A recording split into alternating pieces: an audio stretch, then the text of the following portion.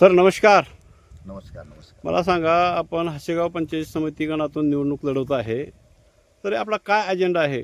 कोणत्या मुद्द्यावर आपण निवडणूक लढवत आहे? बघा, मायबाप जनतेला, सर्वसामान्य जनतेला न्याय मिळायला पाहिजे. काय त्यांचे ग्राउंड लेवलला जे बारीक सारीक जे छोटे छोटे छोटे प्रश्न आहेत, काय त्या प्रश्नाला न्याय मिळायला पाहिजे.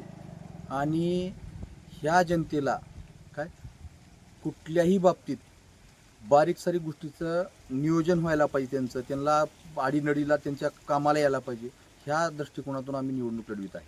माझा असा एक प्रश्न असेल सर, आता हे जवळजवळ तुमचं सर्कल संपत आलेलं आहे, दुसरा टप्पा म्हणायला काय हरकत नाही प्रचाराचा. हो हो. जनतेचा कसा कौल आहे असं वाटतं आपल्याला? बघा, आज तागायत आम्ही प्रत्येक डोर टू डोर आमचं पूर्ण कंप्लीट होत आलेलं आहे. हा दुसरा टप्पा आमचा चालू आहे.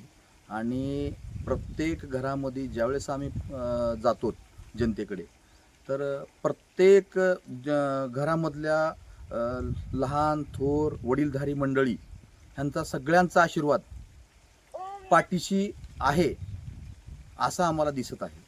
आणखी एक माझा प्रश्न असेल सर, हो. आता ह्या पंचक्रोशीतील मतदारांना आपला काय संदेश असेल? ह्या पंचकृषीतील मतदारांना माझी एक विनंती राहील की आपण येणाऱ्या 7 तारखेला आम्हाला मतदान रूपी आशीर्वाद देऊन काय सहकार्य करावं. आणि पुढील 5 वर्षासाठी आम्ही त्यांचे उपकार कधीही विसरणार नाही.